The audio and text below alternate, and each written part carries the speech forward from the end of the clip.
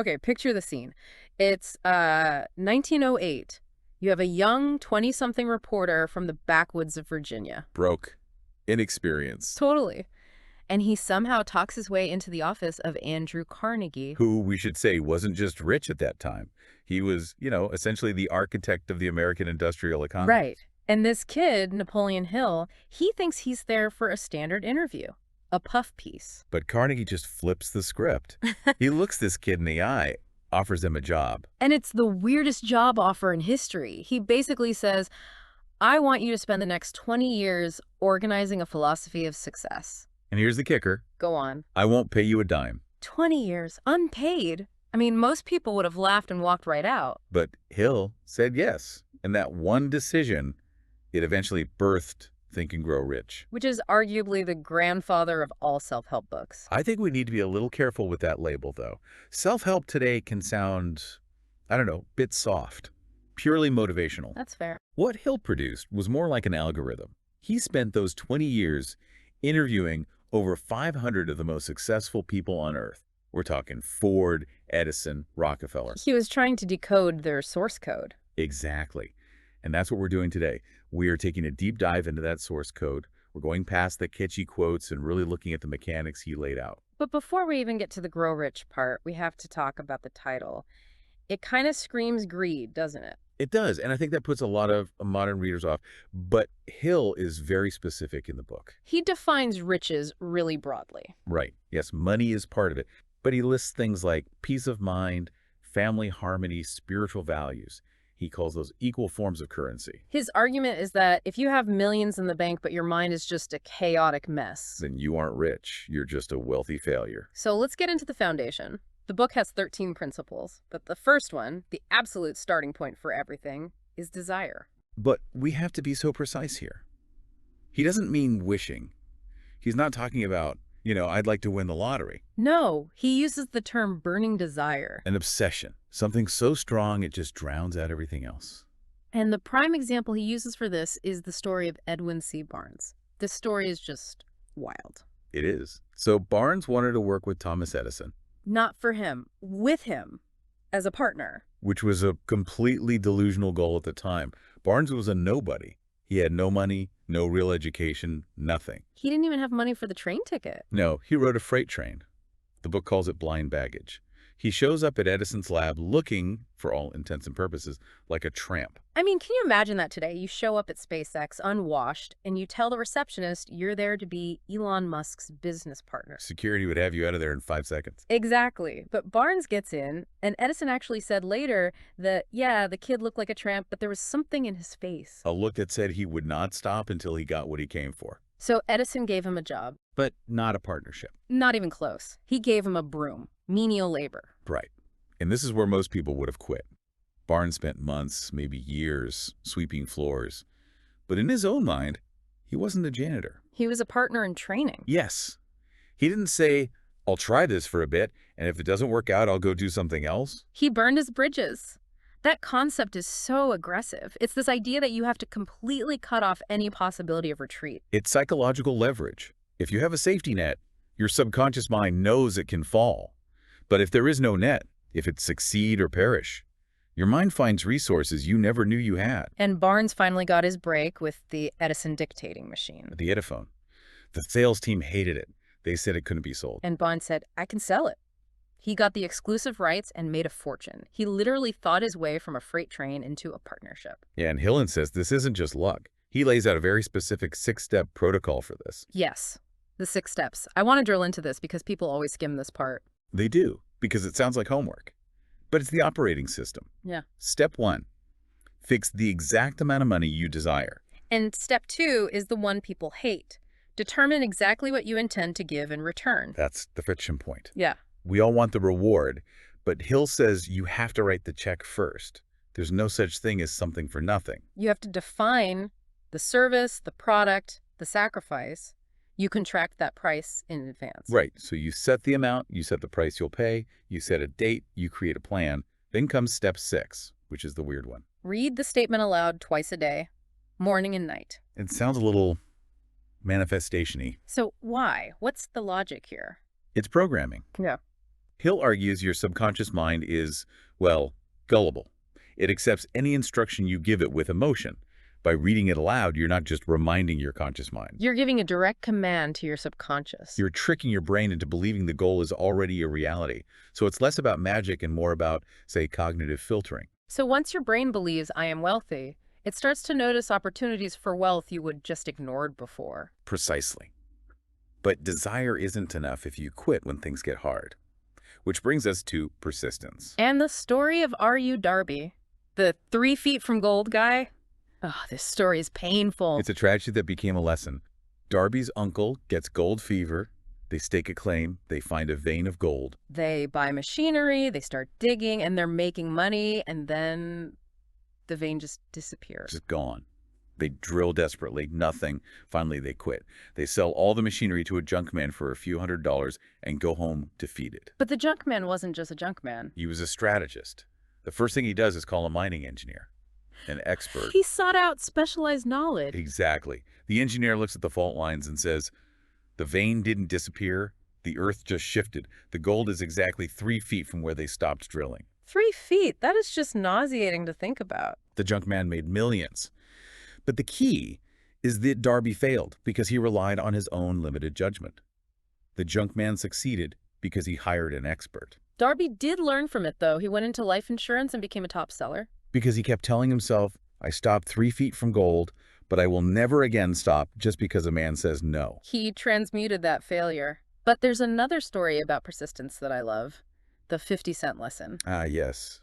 Darby's fierce uncle is confronted by a sharecropper's child, a little girl. She demands 50 cents her mother is owed. The uncle says no. She just stands there. He threatens to beat her. She doesn't move. He literally pulls out a barrel stave to hit her, a grown man threatening a small child. And she just steps forward, looks him right in the eye, and screams, my mammy's gotta have that 50 cents. The uncle just deflates. He gives her the money. What happened there, psychologically? Hill calls it an unconscious use of a power that conquers superior force. The child had total alignment. Her desire was so singular, so certain, it just overrode the uncle's physical advantage. So we have desire, persistence. Then we get into the mental tools, faith. But he doesn't use it in a religious sense. No, he calls it the head chemist of the mind. He sees it as a psychological state. When you mix a thought with the emotion of faith, the subconscious mind acts on it instantly. And he says you can induce this state through autosuggestion, which brings us back to reading the statement aloud. But honestly, isn't that just lying to yourself? I am rich, when you're broke. In a way, yes. But Hill would argue you're already lying to yourself anyway. When you tell yourself, I'm broke, I'll never make it, that's also an autosuggestion that your subconscious works to make true. So you're just choosing which program to install until it becomes a reality. You got it. That leads right into imagination. Mm-hmm. Hill splits this into synthetic and creative. Synthetic is rearranging old ideas. Creative imagination, though. That's the antenna. That's where hunches come from. And he connects this to what he calls infinite intelligence. We need to pause here because this term can throw people. Is he talking about God? He leaves it intentionally open. You can call it God, the universe, the collective unconscious, whatever. He just sees the brain as a broadcasting and receiving station. And infinite intelligence is the signal you're trying to tune into. Okay, let's shift to strategy. Because you can't just do this alone. This brings us to the mastermind. This is probably the most practical and powerful idea in the whole book. A mastermind is not just a group of friends. Right. He defines it as a coordination of knowledge and effort in a spirit of harmony between 2 or more people. But then he gets a little metaphysical. He says a third mind is created. Like 1 + 1 = 3. Exactly. He says when 2 minds connect in perfect harmony, they create this third intangible force. Think about it like a battery. 2 batteries connected properly don't just double the power. They create a capacity for energy that wasn't there before. And Henry Ford is the prime example. He was uneducated, didn't know much about the technical side of manufacturing. But he surrounded himself with a mastermind group. Edison, Firestone, Burbank. He didn't need to know the answer himself. He just needed to know who did know the answer. That reminds me of the V8 engine story. Ford wanted an 8-cylinder engine cast in one single block. His engineers, who were the experts, said it was physically impossible. And Ford just said, produce it anyway. He made them keep working on it for a year until they finally found the secret. He proved that impossible is usually just an opinion. an opinion he could only ignore because he had the backing of a mastermind reinforcing his own belief. Okay, now we have to get into the, let's say, the stranger chapters, the mystery chapters. You're talking about sex transmutation. I am. This is the chapter that makes people really uncomfortable. It sounds like he's telling everyone to become a celibate monk. He's really not. He's talking our physics. He argues that sexual desire is our most powerful biological drive. It creates this intense state of imagination and action. So it's like high-octane fuel for the brain. Correct. And most people just burn that fuel through physical expression. Hill suggests that if you learn to divert that drive, that restlessness, that conqueror energy from the physical and into your work, It becomes a creative superpower. He even claims that's why most men don't achieve great success until after 40. because it takes them that long to figure out how to stop wasting the energy and start channeling it. Okay, and then there's the sixth sense, the door to the temple of wisdom. This is the apex of the whole philosophy. If you master the other principles, Hill says you unlock this.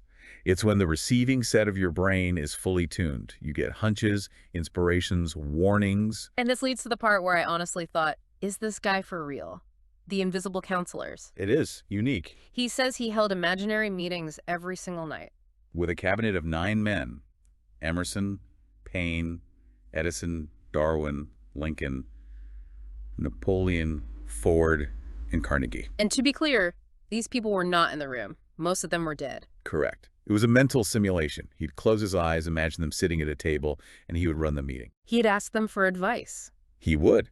He'd ask Lincoln for his sense of justice. He'd ask Napoleon for his ability to inspire men. And he claims they talked back to him. He says that after a while, the characters became so vivid that they felt real. It sounds like a hallucination, but think about what he's actually doing. He's using an extreme form of autosuggestion. To break out of his own ego. It's one thing to ask, what would Lincoln do? It's another to visualize Lincoln sitting across from you, looking at you, expecting an answer. It's a brilliant, if slightly spooky, mental hack. And it all comes together in the story about his son, Blair. The emotional core of the book. Blair was born without ears. Doctors said he'd be deaf and mute for life. And Hill, applying his own philosophy, just said no. He refused to accept it. He created a burning desire for his son to hear. And for years, he would talk to the boy, yell to him, just trying to get through. He taught the boy that his handicap was actually an asset. And it worked. Eventually, yes. Through bone conduction and later a hearing aid, the boy learned to hear and speak and lived a normal life. Hill uses that to prove his ultimate point. That limitations are only those we set up in our own minds. It's the ultimate validation. If desire can help nature bridge a physical gap like that, surely it can help you build a business. But he does warn us about the 6 ghosts of fear: poverty, criticism, ill health. And he says the fear of criticism is the one that kills the most dreams, that little voice that asks, but what will people think? He almost didn't publish this book because of that fear. He realized he couldn't teach a philosophy of courage if he was giving in to fear himself. So let's bring this down to a practical level for anyone listening. If you feel stuck right now, what's the very first move? Go back to the 6 steps. Yep. Specifically step 1 and step 2. Most of us know what we want. Very few have decided what we're willing to give for it. So the challenge for you is to write it down. Not, I want more money, but I want $100,000 by January 1st, and in exchange, I will give 20 hours a week to building this specific side hustle. Exactness is the key. Vague goals get you vague results. And maybe start looking for your mastermind. Yes. Audit your circle. Are you around people who feed your fear or people who fuel your faith? If you're the smartest person in the room, you're in the wrong room. And maybe, just maybe, try the invisible counselors. Laughing. Maybe keep that one to yourself. But tonight, pick 3 people you admire, living or dead. And before you sleep, ask them for advice on your biggest problem. Just see what happens. It's pretty wild that a book commissioned by a steel tycoon in 1908 is still so potent. Human nature hasn't changed. The tools change. We have the internet, not the telegraph. But the operating system of the mind is exactly the same. Thanks for this deep dive. Keep digging. You might only be 3 feet from gold.